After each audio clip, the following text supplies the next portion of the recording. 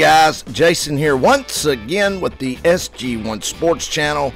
Thank you for tuning in, and we are talking Tennessee Volunteer football. Now in year 2 under Jeremy Pruitt, there's a lot of questions, not unlike most teams in the country, that need to be answered.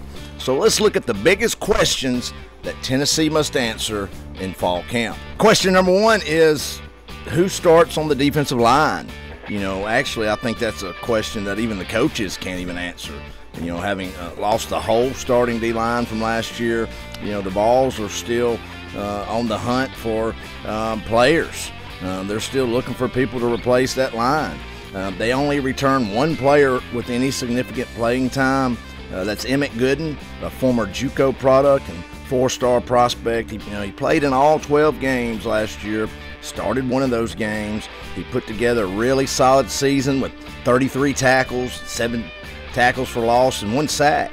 Outside of Gooden, Tennessee only returns a total of 25 tackles, 2 tackles for loss, and 1 sack. And that's the bulk of that comes from junior Matthew Butler, who had 17 tackles and 1.5 tackles for loss. Now, the big question is if Aubrey Solomon can get cleared by the NCAA. He's a former 5-star prospect. He transferred from Michigan. He's a nasty, strong, fast, and just a play wrecker. I think this kid is ate up with big time. And if he does get to play with him and Gooden, giving Tennessee a solid foundation to build from, they like Butler a lot, so look for him to challenge for a starting position. The coaches are also high on John Mincy and Kingston Harris.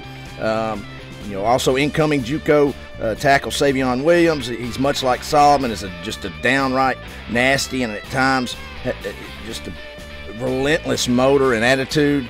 Fellow JUCO transfer Darryl Middleton looks the part. He's 6'7", 315. But his effort and consistency seem to plague him at times. Look for Greg Emerson, Latrell Bumpus, and Jaquan Blakely, to push for reps. And also incoming freshman Elijah Simmons, who they say could possibly be the strongest man on the roster right now as a true freshman. So look for Pruitt and his staff to get this group prepared to play day 1 and continue to progress this season in Knoxville. Question number 2 is, will Trey Smith be cleared to play?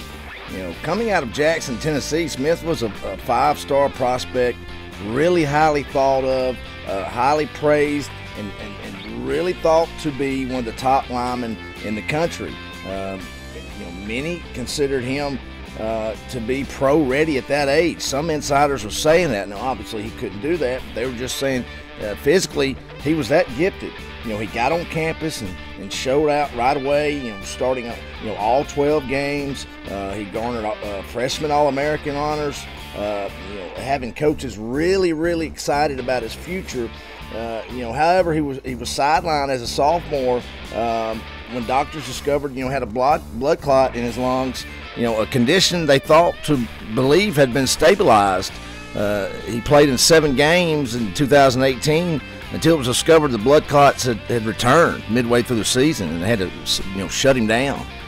There were still questions heading to and throughout spring drills, and Smith was finally cleared to participate in fall camp, but due to the nature of the anticoagulant medicine he's taken, he can only participate in conditioning drills, and at this point, no contact drills.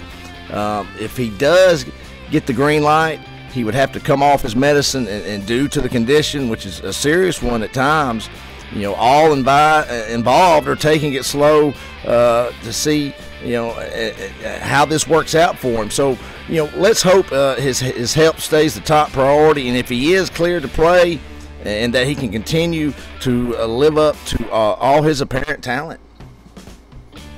Question 3 is, who will be the other pass rusher for Tennessee this season? Tennessee is really lacking in returning production and experience in the form of any kind of pass rushers and anyone who can get to the quarterback. Senior Darrell Taylor has his starting job on lockdown now. He's the leading returner sacker in the SEC this season. He will certainly be counted on, to wreak some havoc off the edge for the Vols defense. Questions still remain on who helps Taylor and takes some of that pressure off of him, and not allowing opposing offenses to just prepare for him. Last year, DeAndre Johnson got most of the snaps at the other outside linebacker spot. Showed some flashes of potential, but was wildly inconsistent. He had 2 sacks, one against Auburn, one against Kentucky. He wasn't much of a factor in any of the games he played. Kevon Bennett was a D lineman. He's trimmed up now and playing outside linebacker. He was a big surprise in spring drills for him and had the coaches excited about his ability and his potential this fall. Former star, 4-star Roman Harrison is expected to get an early nod, at the other outside linebacker position, but his status there is far from being permanent because you got Quavaris Crouch and Daniel Batuli, who are both inside guys, could be used in certain down and distance situations, to help with some outside pressure. Tennessee only had 12 sacks from the linebackers in 2018, and 8 of those came from Darrell Taylor. Despite the questions at linebacker, I think Tennessee's ability to push the pocket is certainly in question. I think in year 2, Pruitt's defense, will take some serious strides this season in Knoxville. Question number 4 is, who will be the backup quarterback? Now, obviously, the old saying that that the backup quarterback is the most popular player on campus might still hold true here. The problem those on campus and even the coaching staff have is they don't really know who the backup quarterback is or will be.